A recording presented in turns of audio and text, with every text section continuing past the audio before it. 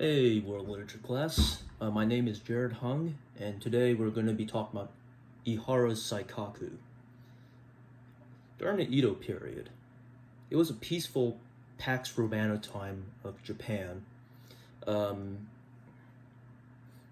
It was very famous for poetry, art, and fiction.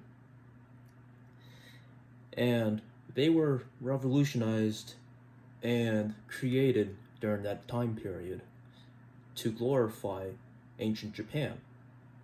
And this lasted for around 3 to 4 centuries until it ended in 1864, which I believe Commodore Matthew Perry forced the Japanese shogunate to open up their borders for trade for European nations. So, who is Saikaku? He's a poet.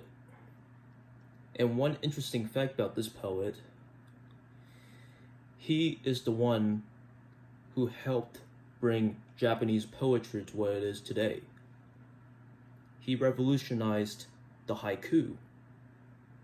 You know, a haiku is the two number of syllables. Haikus have a 5-7-7 pattern, or actually, correction, it's a 5-7-5 stanza, while haikais have a 5-7-7 pattern. Big differences there. You know, his first works of fiction would be called rangas, classically linked verses. You know, in ancient Japan, they were written on like a papyrus kind of paper, and they would write script from up and down, and again from right to left. So, what kind of work does he show? Well, he presents humor, his own observations, and a slice of life short epics, fictional stories which he uses to help the audience relate to the narrator. You know.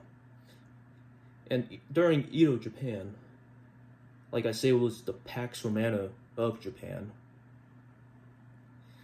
He is Japan's really, given, all the time that he has. He didn't have to go to war or anything, or really any of these Edo period artists, with all this free time without worrying about your life and death, all that stuff.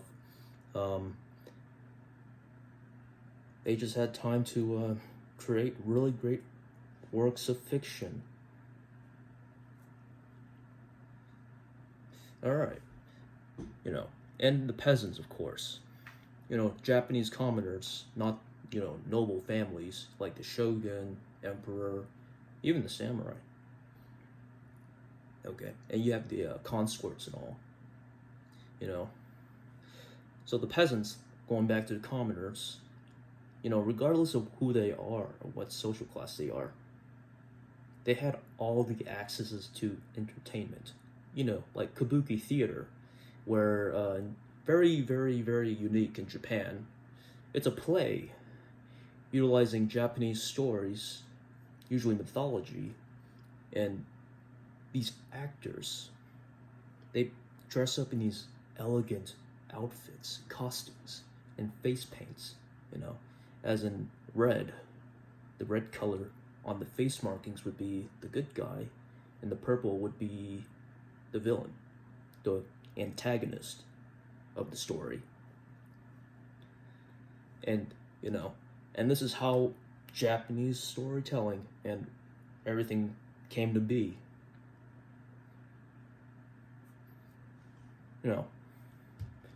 Now let's look at Saikaku's works of poetry and fiction. So yeah, like I said, his stories contain some themes of lust, which is usually quite a common thing in Japan. I know, surprising. The Japanese weren't afraid to talk about sexuality, lust, romance, and humor added to it. And if you see a lot of Japanese printings, they show quite a lot of nudity. and quite a bit similar to William Shakespeare, who also tended to write plays about stories with the same kind of genre, only with a bit of tragedy, of course. So, Five Women Who Loved Love is another fiction Saikaku wrote in response to have his readers relate to their experience of love and relationship. This is where he uses the irony of love through looks, physical appearance of women. And, they just compare them to prostitution, because women are supposed to be the perfect image, to suit. They're men, they serve the men, if you know what I mean. Regular housewife and husband. And going to the second poem in fiction, and this is all I took from the Northern Anthology World Literature, from Life of a Sensuous Woman. It's another great example of, the theme of lust and romance. But this one has something about religious forgiveness through meditation. Even if you committed all these bad sins in some way, there's always a cure, regardless of what. So basically a story about forgiveness, and I can relate to that too. And the third one we would talk about is Chikamatsu. It's a tragedy fiction, written for the purpose of making a related feeling towards his audience. Yet again, another theme of commonality between the folks. And yeah, he used tragedy and love as a way to draw up the emotions for his audience. And I think this was part of a play too, if I believe so. It's interesting when I read it. And another thing is, there's a word called ukiyo zoshi, which would be considered lessons of the world.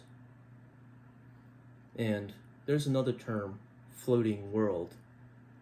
It literally means pleasure room, for intimate couples. So kind of like a brother or something, which is interesting as well.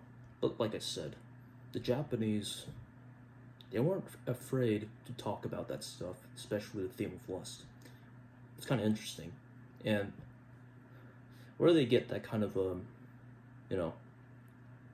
reference too, but, now we have to talk about the Meiji era, where they actually lose that kind of theme of lust after, Commodore Matthew Perry with the United States Navy forcing the Japanese shogunates to open their ports. And guess what? Western culture is being brought in. It's not just the Portuguese back in the very few centuries, I believe, giving Japanese trade in, Nagasaki, Kyushu Islands, as far as I read. It's quite interesting. Right during the Meiji era, it's kind of like a revolution for the Japanese cultures and people. It's when, they westernize music, culture, and everything. They all change, and including fictional stories too. And give credit to Saikaku for making what we actually love. If you're reading manga or any of these fictional works made in Japan and written by Japan, all these Japanese artists have one thing in common. It's all about the innovation that Saikaku brought during the Edo period. Alright, thank you everyone. Goodbye.